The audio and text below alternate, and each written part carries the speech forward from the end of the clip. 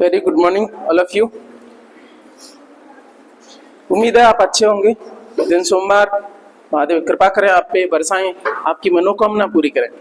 जो भी आपने सपने संजोए, तैयारी उम्मीद है अच्छी चल रही होगी।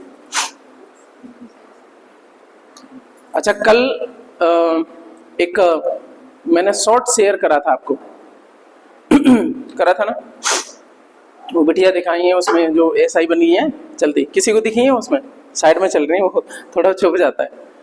तो एक चीज़ समझ में आई उसको देखने के बाद में, मेरे को बहुत अच्छा लगा था, इसलिए मैंने सोचा आपके साथ में शेयर करूँगा।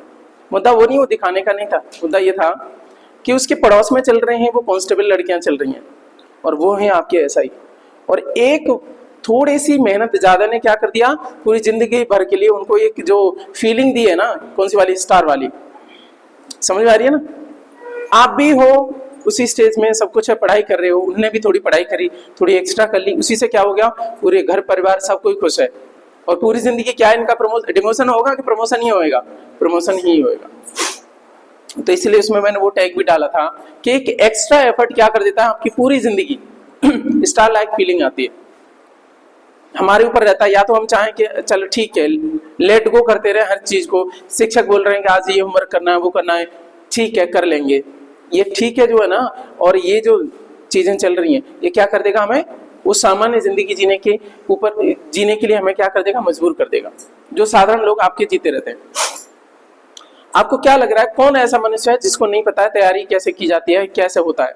सबके पास में सपने होते हैं, सारी चीजें होती हैं। जब हम बचपन में रहते हैं ना, तो सबके अलग अलग सपने होते हैं। एक उम्र ऐसी आती है, उन्हें हमें ही सबको ये लगता है कि जब हम चल रहे हैं तो दुनिया देख रही है, यार कोई क्या कहेगा, कैसे कहेगा। हम सेंटर ऑफ द यूनिवर्स होते हैं। एक एज रहती है 16-17 साल की, उस टाइम पे हम कोई भी काम करते हैं, ये कहते हैं मैं ऐसा करूंगा जो दुनिया ने नहीं करा, वो मैं बेस्ट करूंगा। मैं नहीं होता क्या, एक आदर्श होता हमारे ब्रेन में। फिर हमारे साथ में क्या होता है, धीमे धीमे हमारी अपनी हरकतों की वजह से, अपने काम को टालने की एक बुरी आदत की वजह से हमारा क्या होता है, हमें कॉम्प्रोमाइज की जिंदगी जीनी पड़ती है। हम जब सोचते भी है ना कि हम जो भी होंगे, हम किंग होते हैं अपने खुद की दुनिया के। हर व्यक्ति की जो कहानी है ना, उसमें हर व्यक्ति क्या है, एक हीरो है, हीरोइन है एज वेल। भगवत गीता में भगवान कृष्ण ने यही तो मैसेज दिया, छोटा सा क्या दिया, कर्मण्यवाधिका रस्ते मां फलेषु कदाचन। क्या मैं कर्म जो करना है ना अभी उस पे ध्यान देना है, फल पे नहीं ध्यान देना। और इस वक्त एक और चीज होती है, इस टाइम पे हम चाहे अनचाहे एक अन्य रेस में भी जुड़ जाते हैं। वो कौन सी रेस है, जीवन साथी वगैरह, जो चीज बाद में होनी चाहिए अभी हम करना शुरू कर देते हैं। हार्मोन की वजह से हमारा अट्रैक्शन शुरू हो जाता है। और एक और बात ध्यान आपको बताऊं, कल समाज की कुछ रियलिटी मेरे सामने भी आई। तुम कितना भी कुछ कर लो, समाज में जो देखा जाता है ना, वो बहुत सारी चीजें वो देखी जाती हैं। कितने भी गुण हो, समाज उसी तरीके से आपको देखता है, आपको चलवाएगा, ऐसे करवाएगा, आपके पैर देखे जाएंगे, आपको चाल ढाल देखी जाएगी। समाज की वो कड़वी सच्चाई। मुद्दा यही है जो भगवत गीता में कहा है, आपको कर्म करना है, स्टार लाइक फीलिंग आनी है, बाद में सब कुछ वही रियलिटी है सर। और तुम उस चीज में अभी पढ़ रहे हो, उसका कोई मतलब नहीं है, कोई वैल्यू नहीं है, आपकी वैल्यू कम हो जाएगी। जबकि वास्तविकता क्या है, अच्छा कुछ लोग इस बात को समझ गए, वो अपने जीवन में बहुत बड़े बड़े स्टार हैं। नहीं क्या, स्टार का मतलब केवल यही नहीं होते हैं, यानी बड़े बिजनेसमैन हैं, अधिकारी बन गए, कुछ बन गए, अब उनकी जिंदगी पूरी सही है। सही समय पे सही चीज का होना आवश्यक है। मैं ये नहीं बोल रहा हूँ कि ये फीलिंग नहीं होनी चाहिए, सब कुछ होना चाहिए, लेकिन उसका वक्त होता है। समझ में आ गई? चलेगा, आपका शुरू करते हैं चीजें। तो कल तक हमने क्या पढ़ा था आपका, कुछ नहीं। अब ये नहीं है कि ये मैंने बात कही तो बहुत सारी चीजें जल्दी करनी, वो करनी, कुछ नहीं। जो आपको होमवर्क दिया जाता है उसी को आप फॉलो करते रहो और रोज एक गति से पढ़ो। जब आप मोटिवेट हो जाते हो तो बहुत जल्दी जल्दी पढ़ते हो, वो पढ़ते हो नहीं सर, रोज का छोटे छोटे टारगेट होने चाहिए। आपका टारगेट पूरा हो गया, जाओ मस्ती करो, कोई दिक्कत नहीं। वो टारगेट बनाओ छोटे छोटे, जब गोल दूर है ना, छोटे छोटे टारगेट होने चाहिए हमारे पास। आज इतना पढ़ना है हमें, बाकी कुछ नहीं, सब हो जाता है। हमने क्या पढ़ा था, मौर्य काल हो गया, मौर्योत्तर काल भी हो गया। लास्ट में हमने पढ़े सातवाहन। सातवाहन में अंत में कौन था? यजश्री सातकर्णी अंतिम सातवाहन है ना? अच्छा बताओ, इस सातवाहनों का सबसे प्रतापी राजा कौन है? गौतमी पुत्र सातकर्णी। अच्छा, इसकी विजयों के बारे में कहां से पता पड़ा है? इसकी माता श्री नाम क्या है? गौतमी बलश्री, उनके नासिक अभिलेख से पता पड़ा है। और इसी में कहा गया है कि इनका बेटा कितना प्रतापी है। तो उसमें एक बात कही गई है कि मेरे बेटे के जो घोड़े हैं ना, तीनों समुद्रों का पानी पीते हैं। ये बात क्या है? घुमा के कही गई है। कहने का मतलब क्या है? तीनों समुद्र बोले तो भारत के साइड में क्या देखने को मिलेगा? जल्दी बताओ। अरब सागर, नीचे हिंद महासागर, और इधर आपका बंगाली। तो प्रश्न आएगा ये किसके विषय में है कि इसके घोड़े तीनों समुद्रों का पानी पिया? नाम क्या है? सातकर्णी। हम कंफ्यूज हो जाते हैं, हम किसके बारे में बोल देते हैं? समुद्रगुप्त के मामले में बोल देते हैं, समुद्र से जोड़ देते हैं समुद्र को, ये गड़बड़ हो जाता है सर। क्या मैं बात समझा पाया? एग्जाम में आता है, प्रेशर में क्या कहोगे? समुद्र का पानी पिया, समुद्र नहीं पिया, समुद्रगुप्त नहीं पिया होगा, उसके घोड़ों ने पिया होगा। गलत हो गया। सही उत्तर क्या है? उसी अभिलेख में बोला गया है बलश्री के में कि उसके जो है ना तीनों समुद्रों का पानी पिया। किसके बारे में सर? आपका गौतमी पुत्र सातकर्णी। इसी को कई जगह शालिग्राम भी बोला गया है। बताएंगे अभी, क्योंकि 78 ईस्वी शुरू होगी तब बताएंगे कि जो शक सम्मत है उसके मामले में अलग अलग व्यू हैं। भारत सरकार 2 के मामले में बोलती है, तो उसको करवाएंगे। हर वो चीज रहेगी यहाँ पे, वो टेक्निकली या आपके करेक्ट रहेगी या सोची समझी या खोजी गई होगी सोर्सेस के, वैलिड सोर्सेस के साथ में। मैं मियर एक किताब के आधार पर नहीं चलता हूँ, वो जरूरी भी है, क्योंकि सर एक गलत बात बताई गई बात जो है ना क्या कर देगी? आपके करियर पे भारी पड़ जाएगी। और मेरी वजह से किसी का करियर हो जाए, ये भी तो पाप होता है सर। ठीक है, चलो तो अब हम कुछ चीजें देख लेते हैं सर। आपका भारत इस साइड में है, ये जो आपका पड़ रहा है क्या? Arabian peninsula. ठीक है, ये वाली जो जगह है यहाँ पे ये अरब प्रायद्वीप है, और ये आपका क्या है? आपका पार्थिया। पार्थिया बोले तो यहीं से बोलेगा पर्सिया, यहीं से बाद में पार्थिया ये है, यानी ईरान वाले इलाके में। कहां पे आपके? क्योंकि भारत में पार्थियन भी आएंगे, इन्हीं को पहलव बोला जाता है। पल्लव नहीं बोल रहा हूं, क्या बोल रहा हूं? पहलव। क्या बोल रहा हूं? तो एक एक उस बात से भी मैं अंतर करवाऊंगा जिससे कंफ्यूजन ना रह जाए। ये पार्थिनियन या पार्थिया से आते हैं, ईरान से आएंगे पहलव। ठीक है, इससे पहले हम बात करेंगे क्या है आपके? सिथिया। ये जगह है क्या आपकी? सिथिया। इंग्लिश में लिखा कुछ जाता है, बड़ा कुछ जाता है। क्या है जगह आपकी? यहाँ पे आपको दिखेगा, स्पेशली हम बात करेंगे सरमाटिया, ये भी जगह है आपका, और ये सिथिया। थोड़ा ध्यान रख लेना मैं किस जगह की बात कर रहा हूँ। अब मैं जो भी बात करूंगा शकों की बात करूंगा, शक कहां से आए, कैसे आए, तो वो सारा ध्यान रहेगा, क्योंकि मैप के आधार पर हम चल रहे हैं। इनकी चर्चा भी हम करेंगे, इसको फिर से मैं बताऊंगा। चलो देख लेते हैं थोड़ा, ये यहाँ पे आ ही गया है। शकों के बारे में बात करूंगा। Indo Scythian kingdom.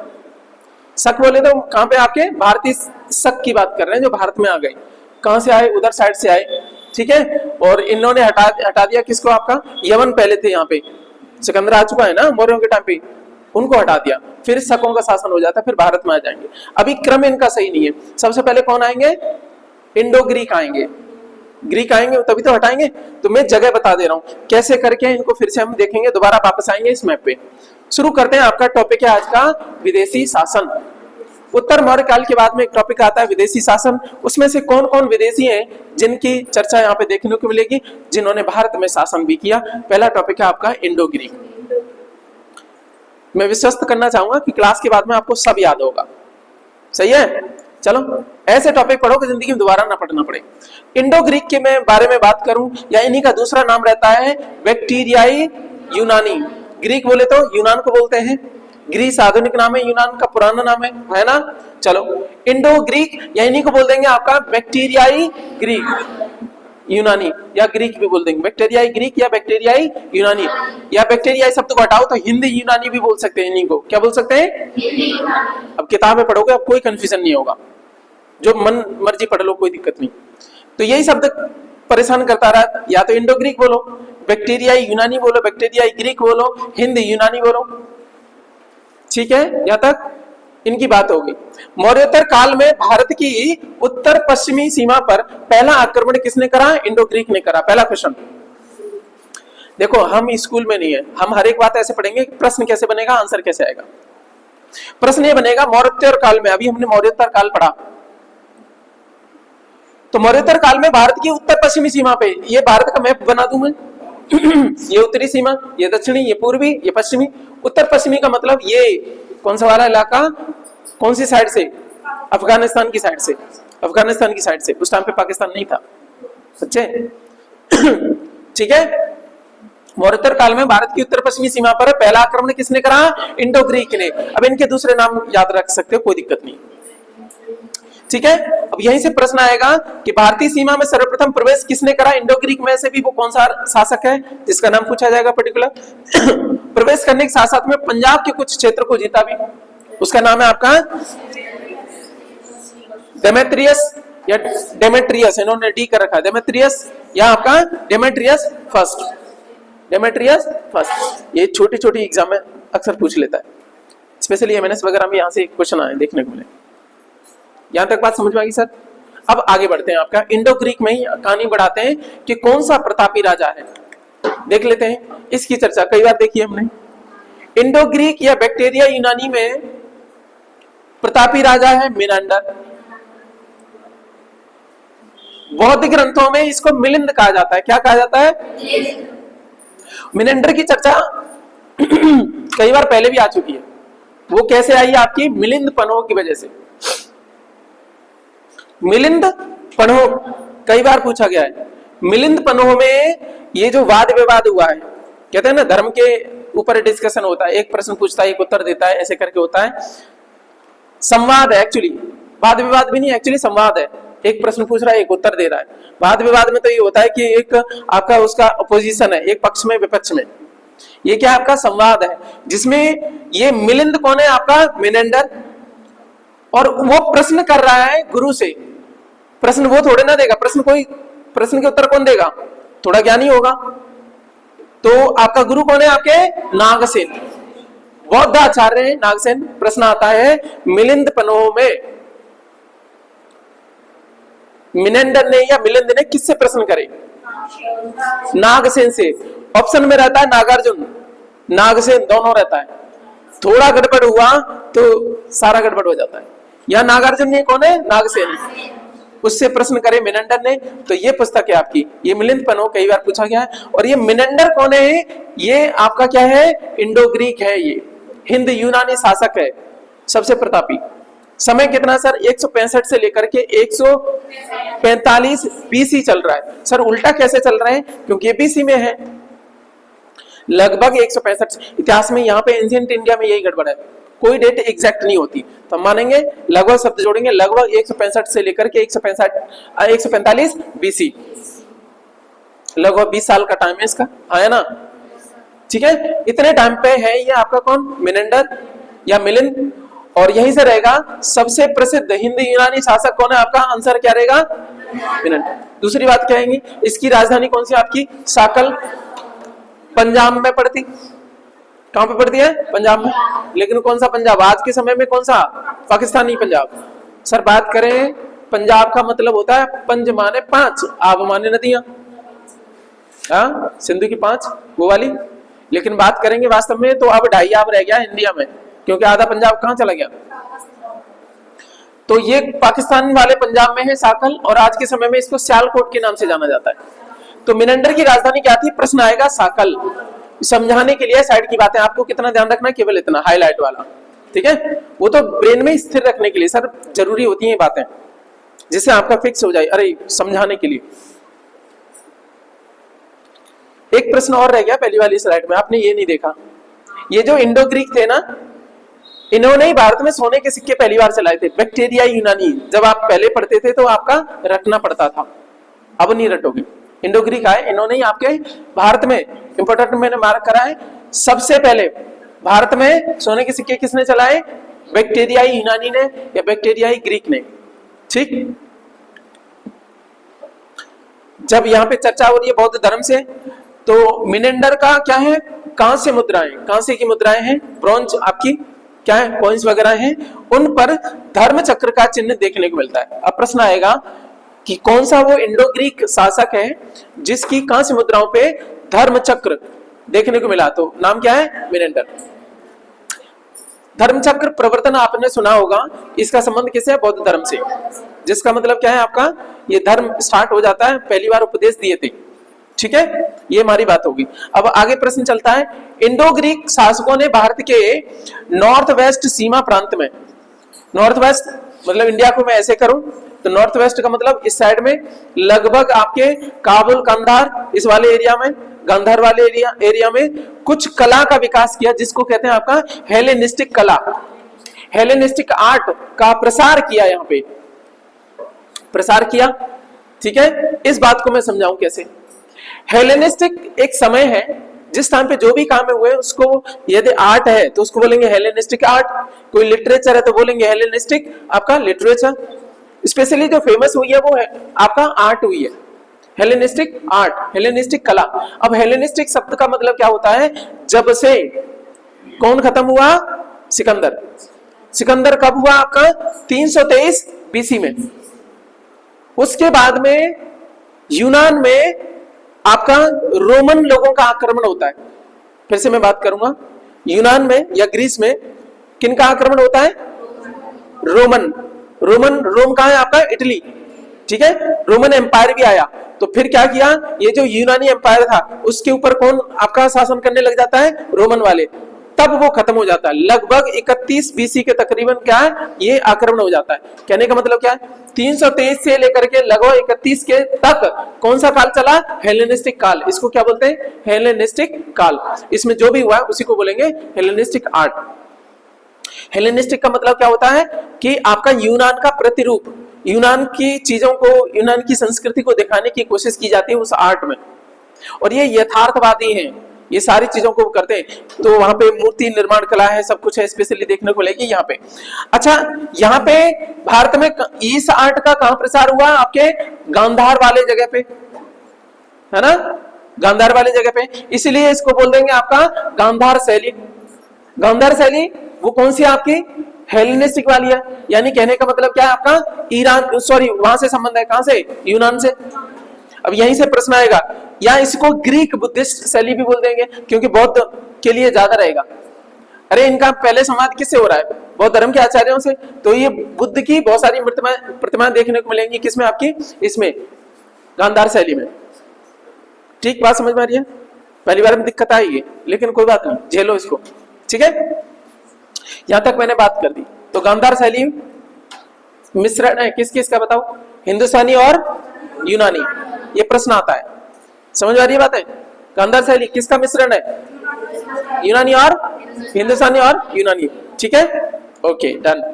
चलो यहां तक मैं बात समझा दिया, ये सारा हो गया। अभी एक छोटा सा प्रश्न यहाँ पे है, भारतीय रंग मंच में यवनिका का शुभारंभ होता है। अब ये यवनिका क्या होता है?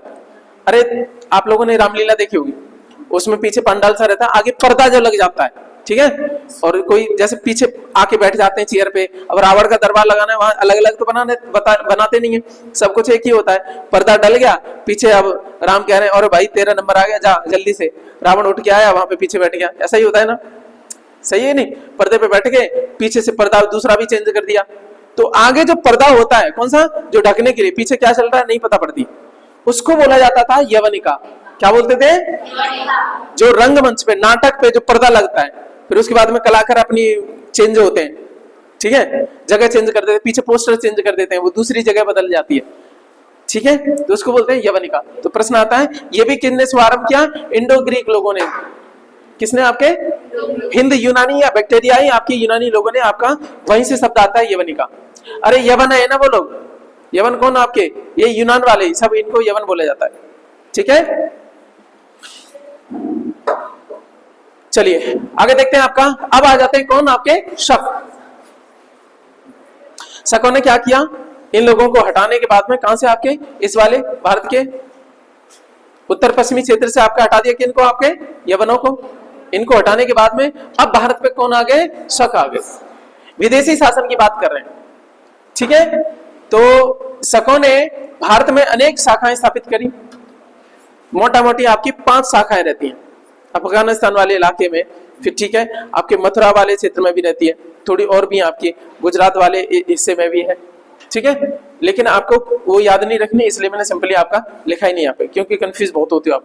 शक अनेक शाखाएं स्थापित करी, और शकों के बारे में ये कहता है जब ये यहाँ पे आए, इनको हराएंगे, फिर ये दूसरों में बदल जाएंगे, फिर ये अपना शासन शुरू कर देंगे, फिर इनको कोई मारेगा कूटेगा, फिर दोबारा से आपका शासन शुरू हो जाएगा। देखो संवत शकों को कई बार हराने के बाद में ही आपकी शुरू हुई है, सही है।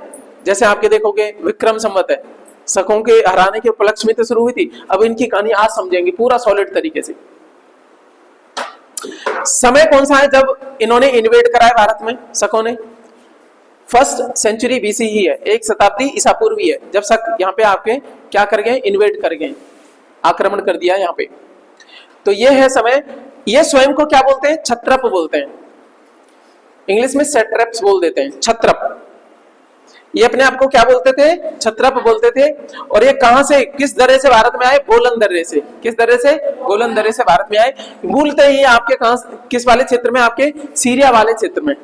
मूलतः कहां पे थे? आपके सीरिया वाले क्षेत्र में थे।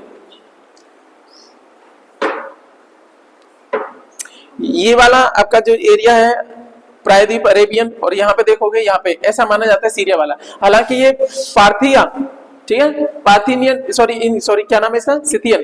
इनको सिथियन ज्यादा बोला जाता है। आगे एक और बात बताऊंगा, यहाँ पे एक इलाका है साकल द्वीप बोला जाता है। मध्य एशिया सुना है आपने? मध्य एशिया सुना है, उसको इतिहास में साकल द्वीप बोला गया है। क्या बोला गया है? इनका नाम शक कैसे पड़ा? क्योंकि यहाँ से संबंध रखते हैं, इसीलिए इनको क्या बोला जाता है? शक बोला जाता है, साकल द्वीप की वजह से। और ये सिथियन है, कुछ कबीले हैं यहाँ पे, ठीक है। शक जो है क्या है? आपके सिथियन है, लेकिन सभी सिथियन शक नहीं है। इनका मतलब और भी कबीले थे, इन्हीं में से सिथियन में से एक कबीला क्या बनता है? आप आगे चल के कुषाण बनेगा। ये वो डिटेल है, आगे चल के आपको आनंद देगी, क्योंकि पहली बार इसलिए थोड़ी बोरिंग सी लगती है बातें, लेकिन अभी समझ लो, कभी तो सुनोगे, अगली बार ये पहली नहीं रहेगी। मैंने क्या बोला? ये जो सिथियन वाला इलाका है, यहीं से शक भी निकले, और बाद में इन्हीं में से एक कबीला जो है ना, क्या बना? आपका कुषाण भी बनेगा। बाद में शक जो है ना, भारत में आपस में इन्हीं में मिल गए। तो यहां से ये एंट्री मार गए। फिर देखोगे कैसे आपके वेस्टर्न सेट्रप है। वेस्टर्न सेट्रप आपकी ज्यादा इंपॉर्टेंट रहती है। वेस्टर्न सेट्रप देखो कहां तक मिलेगी? ये क्या है आपका? गुजरात वाले इलाके में तो है ही है, ये उज्जैन वाले इलाके में भी है। कहां पे? उज्जैन वाले में। जानबूझ के बोल रहा हूं क्योंकि एक प्रश्न आएगा तब समझाऊंगा मैं। यहां तक बात है हमारी समझ में आई? शकों की यहां तक बातें होगी। मूलतः सीरिया से, भारतीय स्रोतों में इनको सिथियन बोला गया, विदेशों में बोला गया ये सीरिया से मूलतः है, लेकिन भारतीय सोर्स क्या मानते हैं? ये सिथियन है। सिथियन मैंने जगह बता दी कहां? आपके मध्य, आपके क्या, कौन से? एशियन, मध्य एशियन कंट्री, 5 कंट्री है ना, उस वाले एरिया में ये है सिथियन कबीले से आते हैं। साकल द्वीप बोला गया इसलिए इनको शक बोला गया। इंडो सिथियन इनको बोला जाता है, इस दर्रे से आते हैं। ये वाली पूरी लाइन होगी। अब हम चलते हैं सर आगे। एक प्रश्न आएगा, सबसे प्रसिद्ध शासक कौन है शकों में? तो वो है आपका रुद्रदामन। नाम याद है? सुदर्शन झील पुनर्निर्माण करवाया, जीर्णोद्धार कराया। ये प्रश्न आते हैं सीधे सीधे। किसने कराया? रुद्रदामन ने। रुद्रदामन कौन है? आपका शक है। शकों में सबसे प्रतापी कौन है? रुद्रदामन। ये बताओ, सातवाहन में सबसे प्रतापी? सतगणी। ऐसे करके लिंक करना, बस यही प्रश्न आते हैं। आप देखो परीक्षा में उठा करके। सबसे प्रसिद्ध शासक है रुद्रदामन। इसके मंत्री, इसका मंत्री है क्या है आपका? सुविशाख। कौन सा मंत्री है? खुद नहीं गया, मंत्री को आदेश दिया सुविशाख को कि क्या करो? सुदर्शन झील का पुनरुद्धार करो या जीर्णोद्धार करो। जीर्णोद्धार का मतलब, जीर्ण मतलब टूटी फूटी हो गई है, उसका उद्धार करो, ठीक करो, मरम्मत करवाओ। ठीक है सर, ये भी बात होगी हमारी। रुद्रदामन के बारे में बात करें तो ये वेस्टर्न सेट्रप का राजा है। अभी मैं बता रहा था वेस्टर्न सेट्रप में गुजरात और ये उज्जैन वाला इलाका पूरा आ जा रहा है, वेस्टर्न सेट्रप में ही है। ठीक है, कहते हैं इसका वंश कौन सा है? तो चस्टन वंश का है। ये चस्टन वंश का है, और कई जगह पे, कुछ जगह बोला गया है कादरमक वंश का है। तो हमें दोनों में से कोई आ जाए, हालांकि इतना डीप आपको नहीं पूछ रहा कोई, बस इतना पूछेगा। ठीक है, अब प्रश्न ये है कि इसको जो है ना, संस्कृत से बड़ा लगाव था रुद्रदामन को। जानबूझ के कहानी इसलिए बता रहा हूं क्योंकि प्रश्न आते हैं यहां से। रुद्रदामन को क्या है? संस्कृत से लगाव है, और विशुद्ध संस्कृत में इसने पहला अभिलेख बनवाया, और जिसको बोलते हैं जूनागढ़ अभिलेख। सर जूनागढ़ अभिलेख या गिरनार अभिलेख की भाषा क्या है सर आपकी? संस्कृत। संस्कृत में, विशुद्ध संस्कृत में बनवाया। किसने बनवाया? रुद्रदामन ने। कहानी और बड़ी समझ में आई बात है? अच्छा, ऐसा क्या है रुद्रदामन को जो ना संस्कृत से प्यार है? अब थोड़े इतिहास में जाओ। शकों के बारे में बोला जाता है कि ये कोई और नहीं, मूलतः आर्य थे संस्कृत से। इसलिए जब आप डीप जाओगे ना, स्टडी करोगे, तो आपको पता पड़ेगी शक कोई और नहीं, ये आर्य ही थे। इनको देश निकाला दे दिया। एक राजा सगर हुए, पुराणों के आधार पे देखोगे तो राजा सगर हुए, है ना। ये इनके जो भी थे आपके इनके जो पुरखे थे, रुद्रदामन तो बाद का है, ये तो राजा बन गया, भारत में आ गया ना, तभी बनाया ना। इससे पहले की बात करें, ये बाहर भगे कैसे? तो कहते हैं कि राजा सगर ने इनके जो पूर्वजों को भगा दिया, क्योंकि वो ब्राह्मण धर्म को नहीं मानते थे। ब्राह्मण धर्म का मतलब क्या है आपका? ब्राह्मण, क्षत्रिय, वैश्य, शूद्र, इन परंपराओं को नहीं मानते थे, ठीक है, इसलिए उनको भगा दिया। अब वापस जो है ना, इनका लगाव हमेशा वही रहा, क्योंकि थे मूलतः क्या? आर्य। तो संस्कृति या भाषा वो तो छूटती नहीं है ना, कितने भी कहीं चले जाओ, कोई भी भाषा कितनी बोल लो, जब कोई रेपटा मार देता है तो अपनी भाषा में ही गाली निकलती है। समझ में आई बात है? तो वही चीज है। तो भाई साहब को मौका मिला तो उनको लगाव बना रहा संस्कृत से, ये बात याद रहेगी। तो रुद्रदामन ने जूनागढ़ अभिलेख किस में लिखवाया? तो विश्व संस्कृत में पहला अभिलेख यदि भारत में मिलता है तो जूनागढ़ अभिलेख है। वो किसका है आपका? रुद्रदामन का। मेरी बात समझ आई? शक शासक रुद्रदामन का। अब बात करेंगे जूनागढ़ अभिलेख, तो सर पहले भी आया था, इसमें नया क्या हो गया? अब देखो इसमें नया क्या है। उसी पर सम्राट अशोक और स्कंदगुप्त के अभिलेख भी खुदे कहते हैं कि आपका उसी अभिलेख पे। अच्छा, ये शक पहले आए कि अशोक वगैरह पहले आ गए? वो पहले आ गए, ठीक है। तो वो लिख चुके थे, उसी पे संस्कृत में इसने लिखवा दिया। अभिलेख एक ही रहा। अरे जो शिला वगैरह होती है ना, वो एक ही रही। इन्होंने अपना पहले अशोक लिख चुके हैं, उसके बाद में फिर आपके रुद्रदमन ने संस्कृत में लिखवाया है, फिर उसके बाद में स्कंदगुप्त आएगा। ये शकों के बाद में कौन आएंगे? गुप्त वगैरह आएंगे, स्कंदगुप्त, ठीक है। चलो बाद में देखेंगे उस बात को। यहां तक बात हो गई। तो ये जूनागढ़ अभिलेख अभी हम याद रखेंगे। अभी मैं पूछूंगा क्लास ये रोकने के बाद में, फिर आपसे पूरा याद करवाएंगे। चलो अब बात कर लेते हैं, इस वंश को भी खत्म करते हैं कि कौन सा वंश चल रहा है आपका? शक का। शकों का अंतिम शासक कौन है सर आपका? रुद्रसिंह तृतीय। प्रश्न आता सीधा आता है कि शकों का अंतिम शासक कौन है आपका? रुद्रसिंह तृतीय। और इसको हराया किसने? आपके गुप्त शासक है, जिसका नाम है चंद्रगुप्त द्वितीय विक्रमादित्य। प्रश्न ध्यान से समझना, चंद्रगुप्त द्वितीय है और विक्रमादित्य इसकी उपाधि है। और समय कौन सा है? 375 से लेकर के 415 ईस्वी है, ईसा पूर्व नहीं है, ठीक है। आज एक बहुत बड़ा कंफ्यूजन क्लियर करूंगा आपका, उसके पीछे मेरे आपकी 4-5 घंटे की रिसर्च रही है, ठीक है। चलो, क्योंकि एक शब्द के पीछे मैं पड़ जाता हूं, मुझे जब तक वैलिड सोर्स नहीं मिलेंगे। किसी ने ये बोला, कम से कम 10-15 जगह देखी मैंने, पूरी हिस्ट्री पढ़ डाली मैंने इस चक्कर में, एक पॉइंट के चक्कर में। चलो, चंद्रगुप्त द्वितीय विक्रमादित्य समय है सर 375 और 415 ईस्वी। जानबूझ के बोल रहा हूं क्योंकि ध्यान दिलवाऊंगा मैं। इसने पराजित किया है किसको? अंतिम शक शासक किसको? रुद्रसिंह तृतीय को। इसका समय देख लो पहले गौर से, 375 है ना ईस्वी में, लगभग 40 साल तक। 375 में 40 मतलब जोड़ोगे तो कितना हो जाएगा? 415 हो जाएगा, ठीक है। अब शकों का हमने खत्म कर दिया। अब एक नोट आता है यहीं पे, मैंने नोट डाला इंपॉर्टेंट करके, कि इससे पहले भी शकों को हरा दिया है एक उज्जैन का कोई लोकल राजा है। उज्जैन का क्या है?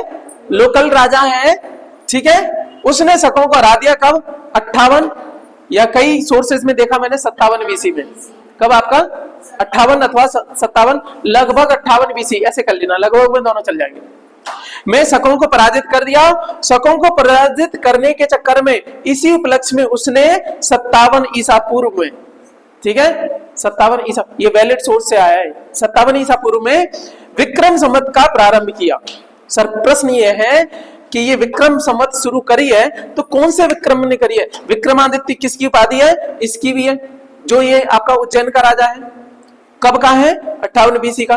भैया तू इतना ज्यादा उम्र जीने वाला तो है नहीं कि तू 375 में भी आ जाएगा। इसका मतलब चंद्रगुप्त द्वितीय विक्रमादित्य कोई दूसरा राजा है। ये कौन है आपका विक्रमादित्य? ये उज्जैन का राजा है, उज्जैन का लोकल है ये। मालवा जन सुना है आपने? मालवा आपका क्षेत्र पड़ता है, ठीक है। इसके चक्कर में मैं बहुत कुछ पढ़ डाला, जितना नहीं पढ़ना चाहिए था उससे ज्यादा पढ़ लिया। मालवा जन पढ़ा, और वहीं पे एक राजा हुआ है गर्दभ सेन। कौन सा? कई जगह गर्दभ सेन है, कई जगह गंधर्व सेन है, ठीक है, कोई दिक्कत नहीं, दोनों समझना।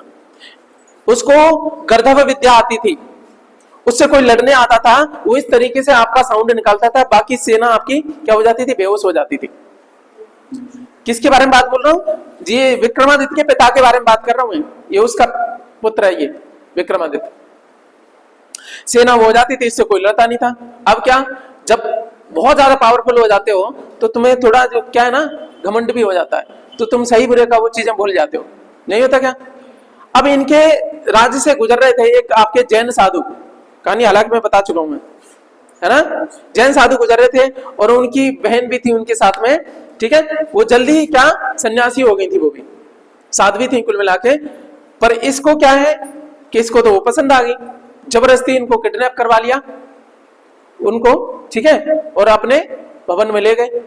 और उनसे आपका क्या है, ले गए तो जो साधु थे, जैन साधु, उन्होंने बहुत सारे लोगों से, अभी डिटेल है उसमें भी, कहानी बता सकता हूं लेकिन जरूरत नहीं यहाँ पे, उनसे मिल करके इसको क्या है हरवा दिया, ठीक है, हरवा दिया। बाहर से लोगों को भी लेके आए, हरवा दिया।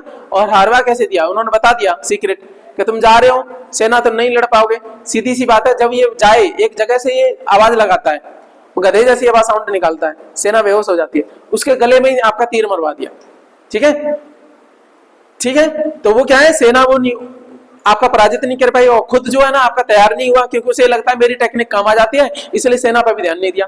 कुल मिला के उसको पकड़ के जंगल में छोड़ दिया गया, गर्दभ सेन को, ठीक है। कहते हैं कि आपका तो वो मारा गया वहीं पे। कहानी यहां समझ में आई। अब वापस आ जाते हैं कि क्या हुआ। अब जैन साधु ने क्या करा, अपनी बहन को फिर ले गए और जंगल में जाकर के आपका, हालांकि वो प्रेग्नेंट हो गई थी, जंगल में जाकर के उसको जो है ना उसका बाड़ी बच्चा हुआ, जंगल में पला बड़ा।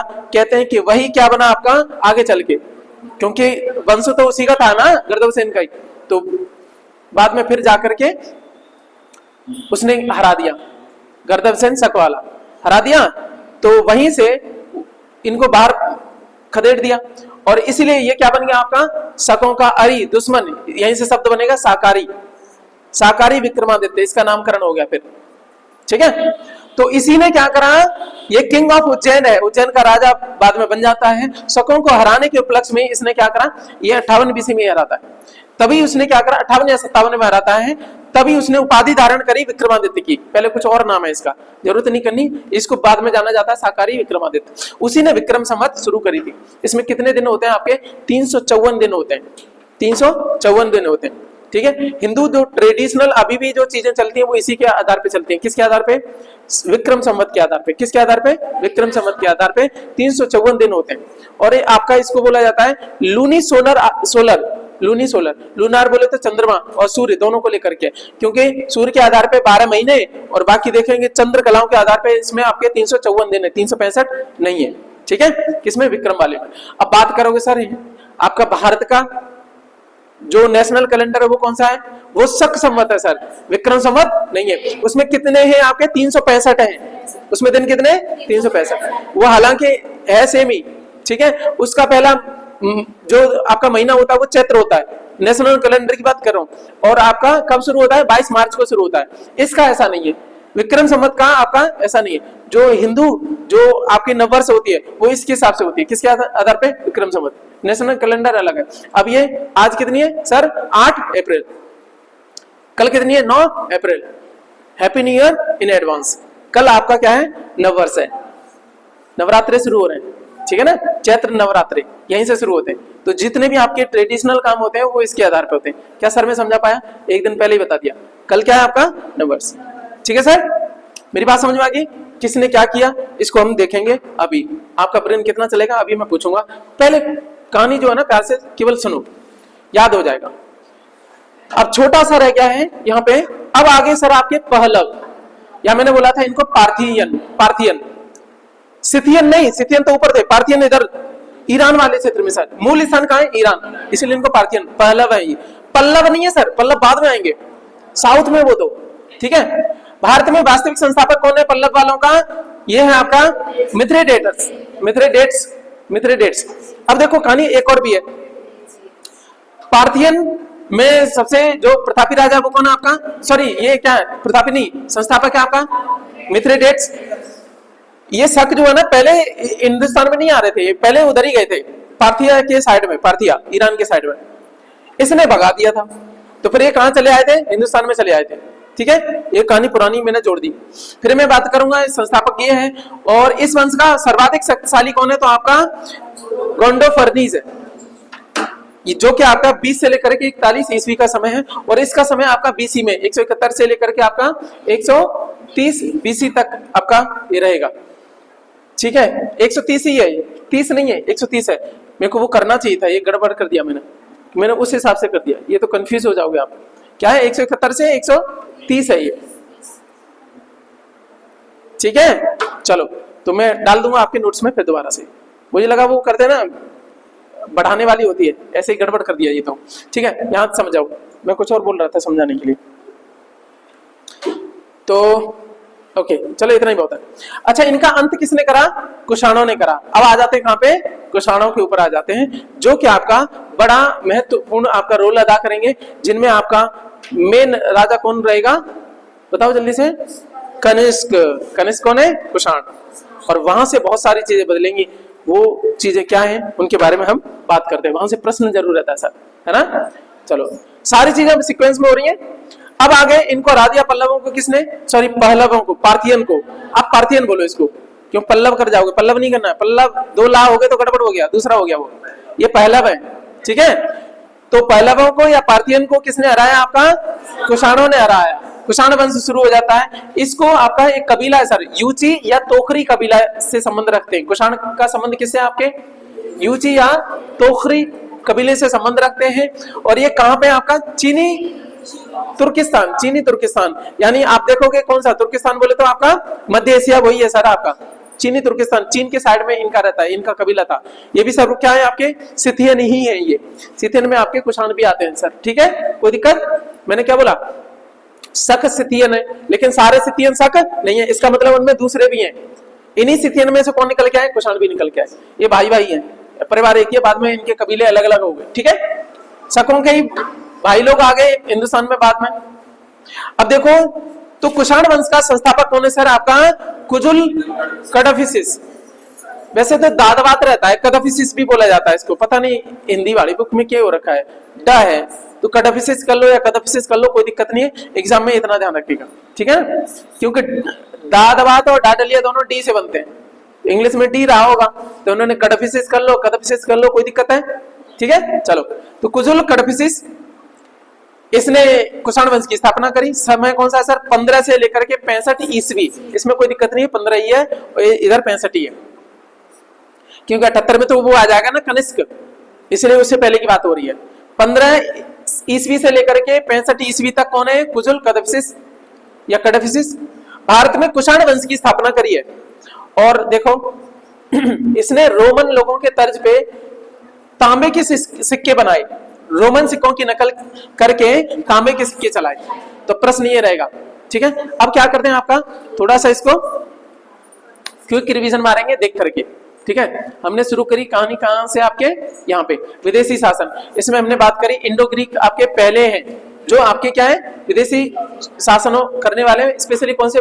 मौर्योत्तर काल में। प्रश्न रहेगा वैसे नहीं है विदेशी वाले, प्रश्न रहेगा मौर्योत्तर काल में। और भी पहले आ चुके हैं ना, किसने आक्रमण करा है? सिकंदर ने खुद ही कर दिया, तो ये नहीं बोल सकते पहला विदेशी, ठीक है। तो ये कौन है आपका? Indo Greek. मौर्योत्तर काल में भारत की उत्तर पश्चिमी सीमा पर पहला आक्रमण करा इंडो ग्रीक ने, बैक्टीरिया ने। इन्हीं लोगों ने भारत में पहले सोने के सिक्के चलाए, भारतीय सीमा में सर्वप्रथम प्रवेश किया है, पंजाब के क्षेत्रों को जीता भी। किसने जीता? आपका डेमेट्रियस फर्स्ट ने। इन्हीं इंडो किसमें? आपके इंडो ग्रीक में सबसे जो प्रतापी रहा है वो कौन है? आपका मिलिंडर है, सबसे प्रसिद्ध यूनानी शासक है। राजधानी साकल बनाया इसने, बौद्ध साहित्य में इसको मिलिंद कहा गया। मिलिंद पन्हो में ये प्रश्न पूछता, पन्हो बोले तो प्रश्न करता है किससे? नागसेन से प्रश्न करता है। नागसेन कौन है? आपके बुद्धाचार्य। कांसी की मुद्राओं पर धर्मचक्र की चिन्ह देखने को मिला है। आगे बात करेंगे ये जो इंडो ग्रीक शासक हैं, इन्होंने भारत में नॉर्थ वेस्ट सीमा पे यानी इस वाले इलाके में कौन सी कला शुरू करी? आपकी हेलेनिस्टिक आर्ट, उसका प्रसार किया, जिसको यहाँ किस नाम से जाना गया? गांधार शैली के नाम पे। गांधार शैली मिश्रण है भारतीय और आपकी यूनानी, ठीक है। ठीक ठीक ठीक। और भारत में यवनिका का शुभारंभ भी इन्हीं से माना जाता है। अब हमारा दूसरा आ गया था सर आपका शक। शक के बारे में बात करें, अनेक शाखाएं यहाँ पे स्थापित हुई है। खुद को क्षत्रप बोलते थे, मूलतः आपके नहीं, भारतीय स्रोतों के आधार पे ये सिथियन है, इसको छोड़ देना, ठीक है। और ये गोलन दर्रे से भारत में आई। सबसे प्रसिद्ध शासक इनका रुद्रदामन है और इसका मंत्री है सुविशाख। इसके द्वारा इन्होंने सुदर्शन झील का जीर्णोद्धार करवाया। पश्चिमी क्षत्रप से संबंध रखता है, वेस्टर्न क्षत्रप से, और ये भी कहां का था? आपका उज्जैन से ही है, ठीक है। चस्टन वंश से संबंध रखता है। जूनागढ़ अभिलेख किसने लिखवाया? विश्व संस्कृत में पहला अभिलेख किसी का? इसी में कवि कालिदास की चर्चा भी है, ठीक है। और भी ये हमारी बात हो गई थी। अंतिम शासक कौन है सर आपका इसका शकों का? रुद्रसेन तृतीय। गुप्त शासक आपका चंद्रगुप्त द्वितीय। विक्रमादित्य ने इसको हराया, अंतिम वाले को। और फिर इनके जितने शकों की जो भूमि थी, जमीन थी, सबको किसमें? गुप्त साम्राज्य में शामिल कर लिया। फिर से गुप्त साम्राज्य आ जाएगा, फिर ये इनका कोई वजूद नहीं रहेगा, फिर खत्म इनका, ठीक। और चंद्रगुप्त द्वितीय के बारे में बात करेंगे आगे चल के, किनका बेटा है, कैसे करके। समुद्रगुप्त नाम सुना है? समुद्रगुप्त के दो बेटे हुए, पहला हुआ रामगुप्त, दूसरा हुआ आपका चंद्रगुप्त। रामगुप्त गद्दी पे आना था, ठीक है, लेकिन वो कायर निकला, हरा दिया शकों ने। किनकी बात करने? बाद में ये चंद्रगुप्त द्वितीय वो करेगा, हराएगा। शकों ने घेर लिया और बदले में मांगा, या तो देख तू, तेरे को हम मार देंगे, नहीं तो देख डील कर ले। डील क्या है? तेरी भैया है जिसका नाम है ध्रुव देवी। क्या नाम है? शकों ने डील करी, ये कह रहा है ठीक है भैया मेरे को छोड़ दो, ठीक है। ध्रुव देवी को देने को तैयार हो गया। बात पता पड़ी किसको? चंद्रगुप्त को। उसने बोला क्या भाई कायर आदमी, सेना वेना इकट्ठी करके जुगाड़ करके उनको क्या हरा दिया, शकों को पराजित कर दिया। साथ में पल्ले पड़ गया रामगुप्त, उसको भी निकल ले तू भाई। और इसकी विधवा जो बच गई भाभी, नाम क्या है? ध्रुव देवी। ध्रुव देवी से विवाह कर लिया। यहां तक प्रश्न रहता है, ठीक है। चलो उनकी कहानी बाद में करेंगे, ठीक है। विक्रमादित्य की फिर उसने क्या करा? विक्रमादित्य की उपाधि धारण करी। और इसी का पिलर जो देखने को मिलता है लौह स्तंभ, कहां पे? दिल्ली मेहरौली वाले में, ये वहां से संबंध रखता है, ठीक है। ये आपका विक्रम संवत से संबंध नहीं रखता है सर, गलत फहमी है बहुत सारी। वो कौन सा है? शाकाहारी विक्रमादित्य, उज्जैन का शासक है, लोकल राजा है, मालवा जन से संबंध रखता है, ठीक है सर। ओके सर, 375 और 415 ईस्वी में है, वो कहाँ है? 58 बीसी में। 58 बीसी, इसमें और जोड़ दो आपका 375 में, या ये इसमें 415 में। 375 में 58 और जोड़ोगे, लगभग 400 समथिंग साल हो जाएंगे। इतना लंबा कहीं नहीं चल गया ये, ठीक है। यहां तक हमारी बात होगी। शाकाहारी विक्रमादित्य ने शकों को पराजित किया, यानी इससे पहले एक बार और पराजित कर चुका है। कौन? विक्रमादित्य। ये पहले है 58 बीसी में। बाद में ये शक ये मरते ही नहीं थे, क्योंकि अलग अलग शाखा में बटे हुए थे ना, ये जुगाड़ लगा के फिर उसको आ जाते थे, ठीक है। तो ये हो गई हमारी बात। लास्ट में तो इसने सारे खत्म कर दिए। आओ भाई, सबको शामिल कर लिया। यहाँ पे लास्ट में खत्म हो जाता है, इसलिए अंतिम शासक बोला गया इसको, रुद्रसेन तृतीय, ठीक है। ये विक्रम संवत शुरू होता है 57 ईसा पूर्व। सर यहीं से प्रश्न रहता है कि एक और है आपका कौन सा? शक संवत, जो कहां से है? 78 ईस्वी से। ये ईसा पूर्व है, 57 ईसा पूर्व है, और वो ईस्वी है। तो 57 ईसा पूर्व से कहां चलेंगे? उल्टा चलेंगे, 56, 55, 54, 53, 52 ऐसे करके 51, 49, 50, 48, 47, 46, 45, 44, 43, 42, 41, 40, 39, 38, 37, है ना, ऐसे करके चलते जाओगे, जीरो पे आओगे, फिर चलोगे 78 तक। कहने का मतलब कितना हो गया सर आपके? 135 साल। प्रश्न आता है कि विक्रम संवत और शक संवत के मध्य कितना अंतर है? 135। और कई जगह 58 दे रखा, वो गलत है। यदि 58 और 78 जोड़ोगे तो दोनों क्या हो जाएगा सर आपका? 136 हो जाएगा, जो गलत हो जाएगा, ठीक है। यहाँ तक मैंने बात बता दी सर आपका। पार्थियन के बारे में बस इतना ध्यान रखना, ये ईरान से संबंध रखते हैं और इन संस्थापक कौन है? मिथ्रिडेस है, शक्तिशाली राजा है, गॉड ऑफ फर्निस है। इसके अलावा इनको हराया कुषाणों ने, बस इतना ही बहुत है, इसके अलावा ज्यादा नहीं जाना है, ज्यादा समय तक थे भी नहीं। कुषाण में बात करें, यूची या तोखरी कबीले से संबंध है, और ये याद रहे, ठीक नहीं तो ये ध्यान रखना है कि इसकी जो स्थापना करी है भारत में, कुषाण वंश की स्थापना करी है भारत में कहां पे? भारत में। तो वो किसने करी? आपकी कुजुल कदम्सिस ने करी, ठीक है। और कौन से सिक्के चलाए इसने? तांबे के सिक्के चलाए, ठीक है। तो इसको हम यहीं रोकेंगे, थोड़ा आगे चलेंगे फिर, ठीक है, चलेगा।